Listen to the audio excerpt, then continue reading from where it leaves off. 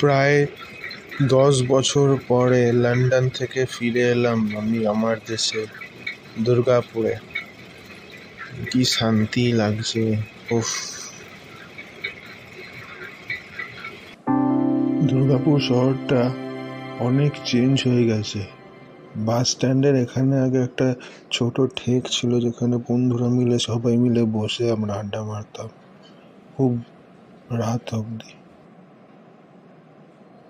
বাহ বাহ, এখানে সাইডে আবার দেখছি একটা রেস্টুরেন্টও খুলেছে। যাই গিয়ে কিছু খেয়ে আসি, খুব খিদে পেয়েছে। সে অনেক রাতের ফ্লাইটে এসছি।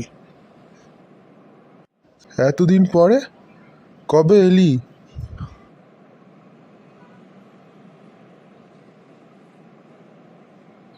আরে পুষ্পেন্দু ভাই, কেমন আছিস? এই তো নামলাম রে, শরীর আর চলছে না। চ, কোথাও এখানে কোথাও রেস্টুরেন্ট বা ক্যাফেটেরিয়া আছে, গিয়ে বসে গল্প করি। হ্যাঁ, এই তো সামনেই একটা নতুন রেস্টুরেন্ট খুলেছে। চ, খাওয়া দাওয়া করি, গল্প সল্প করি। চল তাহলে, আর বেশি দেরি করব না। প্রচুর জোর খিদে পেয়েছে, কাল রাত্রেবেলায় উঠেছি ফ্লাইটে আর এইমাত্র নামলাম, আর ভালো লাগছে না। জায়গাটা তো হেভি খুলেছে ভাই।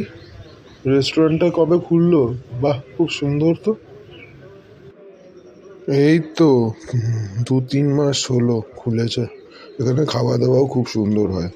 এখানে মাটন বিরিয়ানিটা যা বানায় না ভাই, ওফ, সেরা।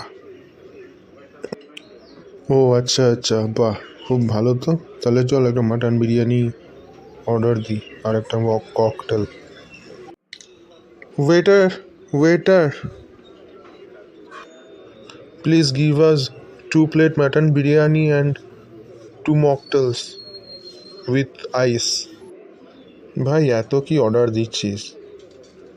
একটা অন্য কিছু দে। মকটেলস অত আমি খেতে পারবো?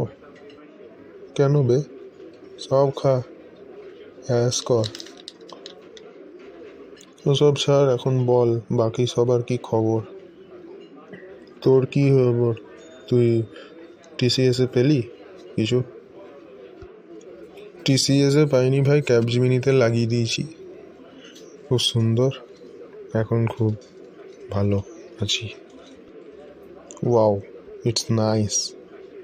ঠিক আছে, আর এখানের বিরিয়ানিটাও খুব সুন্দর খেতে, নাইস। চল তাহলে উঠি, অন্য জায়গায় যাই। আমার বাড়ির চ, বুঝলি, ওখানে প্ল্যান করব, কোথাও ঘুরতে যাবো। চল তাহলে ওঠা যাক, যাই বাড়ি তোর, গিয়ে ওখানে কিছু প্ল্যান করি। চ চ তাহলে, চ তাড়াতাড়ি চ, বস থাকিস না, ওঠ। উফ, এতদিন পর বাড়ি এসে একটু শান্তি পেলাম ভাই। চ একদিন দেবাঞ্জনকে, অমিতকে, ওদের ডাকি নিয়ে একদিন কোথাও ঘুরতে যাই, চ। এই সানডেতে চল তাহলে, সবাইকে ডাকি, চ। নিয়ে বিয়ে ঠিয়ে করলি নাকি কিছু? কি? না রে না, তুই করেছিস নাকি ওই শিলিগুড়ির মেয়েটাকে? হ্যাঁ, এই রিসেন্ট 2 বছর হলো। বাহ, এ তো খুব ভালো খবর। তাহলে একদিন পার্টি দে ভাই। যেদিন আমরা সবাই মিলে বেরোবো সেদিনই দিয়ে দেবো, চাপ নেই।